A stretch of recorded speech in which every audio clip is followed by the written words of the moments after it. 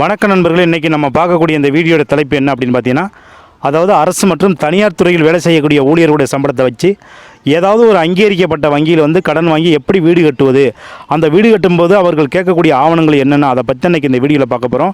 நண்பர்களே, இந்த வீடியோவை ஸ்கிப் பண்ணாமல் பாருங்கள், அப்போ தான் இந்த வீடியோடைய பயன் என்ன அப்படிங்கிறது உங்களுக்கு புரியும். வணக்க நண்பர்களே, இது உங்கள் தமிழ் விஆர்எஸ் மீடியா. இது போன்ற வீடியோக்கள் உங்களுக்கு உடனுக்குடன் வரணும்னு நீங்கள் நினச்சிங்கன்னா லைக் பண்ணுங்கள், சப்ஸ்கிரைப் பண்ணுங்கள். இது போன்ற வீடியோக்களை உங்கள் நண்பர்களுக்கு ஷேர் பண்ணுங்கள். அடுத்து என்னென்னு பார்த்தீங்கன்னா, அரசு ஊழியராக இருந்தாலும் சரி அல்லது தனியார் ஊழியராக இருந்தாலும் சரி, யாராக இருந்தாலும் வங்கியில் வந்து வீட்டுக்கடன் வாங்கும்போது சில வங்கிகள் வந்து சில நிபந்தனைகள் வச்சுருக்காங்க. அது என்ன அப்படிங்கிறத வந்து பார்ப்போம்.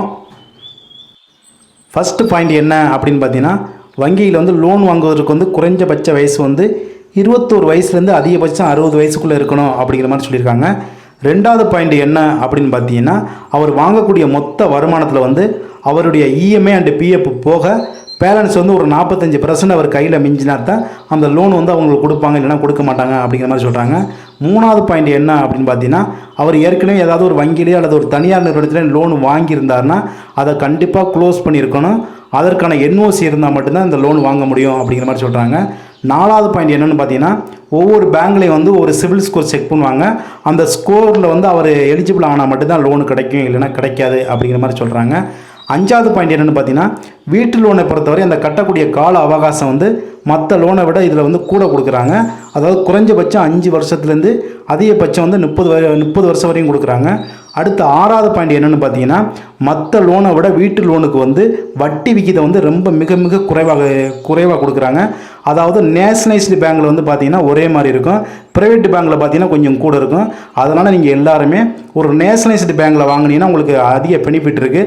அதாவது கவர்மெண்ட் ஏதாவது ஒரு தள்ளுபடி எதுவும் வரும் பட்சத்தில் வந்து இது வந்து ஒரு தனியார் பேங்குக்கு பொருந்தாது, கவர்மெண்ட் பேங்க்கு மட்டும்தான் இது பொருந்தும். அதனால் வந்து நீங்கள் மேக்ஸிமம் எல்லாருமே ஒரு கவர்மெண்ட் பேங்கில் வந்து இந்த லோனை வாங்குறதுக்கு நீங்கள் எல்லாருமே ட்ரை பண்ணுங்கள்.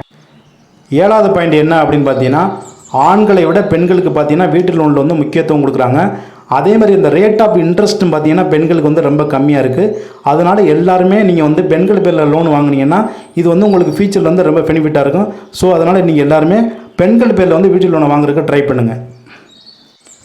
எட்டாவது பாயிண்ட் என்ன அப்படின்னு பார்த்தீங்கன்னா, நீங்கள் கொடுக்கக்கூடிய சொத்து ஆவணத்தில் வந்து ஒரு 70 to 75% தான் லோனு கொடுப்பாங்க, பேலன்ஸ் கொடுக்க மாட்டாங்க. இது வந்து ஒவ்வொரு பேங்கை பொறுத்து இந்த பர்சன்டேஜ் வந்து கூடும் குறையும். நான் சொல்லியிருக்கிறது வந்து ஒரு அப்ராக்சிமேட்டாக சொல்லியிருக்கேன். அதனால் நீங்கள் லோனை வாங்குறதுக்கு முன்னாடி உங்களுடைய டாக்குமெண்ட் எல்லாத்தையும், நான் சொல்கிற டாக்குமெண்ட் எல்லாத்தையும் நீங்கள் ரெடி பண்ணிக்கிட்டு எந்த பேங்கில் வந்து உங்களுக்கு கூட கொடுக்குறாங்களோ அந்த பேங்கை அப்ரோச் பண்ணி வாங்கினீங்கன்னா உங்களுக்கு வந்து ஃபியூச்சரில் வந்து ரொம்ப பெனிஃபிட்டாக இருக்கும். அடுத்து என்ன அப்படின்னு பார்த்தீங்கன்னா, அதாவது இந்த வீட்டு லோனை வாங்குவதற்கு நமக்கு என்னென்ன ஆவணங்கள் தேவை அப்படின்னு பார்த்தீங்கன்னா, அதுக்கு முன்னாடி ஒன்று சொல்லிடுறேன். அதாவது நண்பர்களே, யார் பேரில் வருமானம் வருதோ அவங்க பேரில் மட்டும்தான் லோன் வாங்க முடியும்.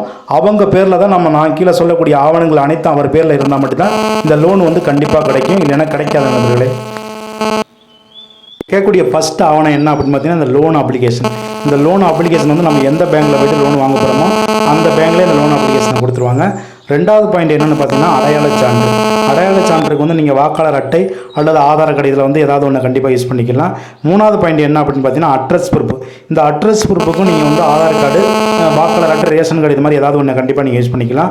அடுத்து வந்து நாலாவது பாயிண்ட் என்ன சொல்கிறாங்கன்னா, ஏஜ் ப்ரூஃப். உங்களுக்கு என்ன ஏஜுங்கிறதுக்கு வந்து ப்ரூஃப் காமிக்கணும்.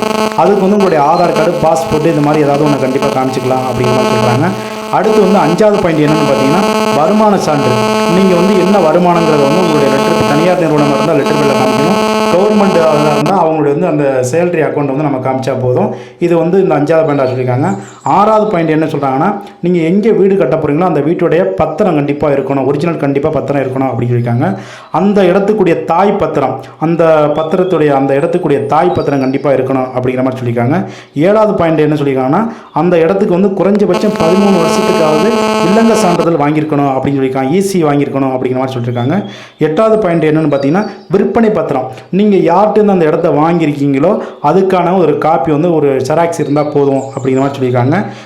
9வது பாயிண்ட் என்னென்னு பார்த்தீங்கன்னா, லீகல் ஒப்பீனியன். அதாவது அந்த இடத்த பற்றி ஒரு லீகல் எந்த ஒரு பிரச்சனையும் இல்லை அப்படிங்கிற மாதிரி லீகல் ஒப்பீனியன் வந்து கண்டிப்பாக வாங்கியிருந்தால் மட்டும்தான் அந்த இடத்துக்கு வந்து லோன் கிடைக்கும் அப்படின்னு சொல்லியிருக்காங்க. 10வது பாயிண்ட் என்ன அப்படின்னு பார்த்தீங்கன்னா, நீங்கள் கட்டக்கூடிய இடத்துக்கு வந்து சிஎம்டிஏ அல்லது டிடிசிபி அப்ரூவல் வந்து கண்டிப்பாக அந்த இடத்துக்கு வாங்கியிருக்கணும். அப்படிங்கிற மாதிரி சொல்கிறாங்க. 11வது பாயிண்ட் என்ன அப்படின்னு பார்த்தீங்கன்னா, நீங்கள் கட்டக்கூடிய இன்ஜினியர்ட்ட வந்து வேல்யூஷன் ரிப்போர்ட் கண்டிப்பாக அந்த இடத்துக்கு வாங்கியிருந்தால் மட்டும்தான் லோன் கிடைக்கும். கண்டிப்பாக நான் சொல்லக்கூடிய இந்த 11 டாக்குமெண்ட் இருந்தால் மட்டும்தான் கண்டிப்பாக நீங்கள் லோனு வாங்க முடியும், இல்லைன்னா நீங்கள் வாங்க முடியாது. இது போக ஒவ்வொரு பேங்கை பொறுத்து வேறு டாக்குமெண்ட் எதுவும் கேட்கறதுக்கான வாய்ப்பு இருக்குது. கண்டிப்பாக நண்பர்களே, இந்த அனைத்து டாக்குமெண்ட்டும் வந்து கம்பல்சரி கேட்பாங்க.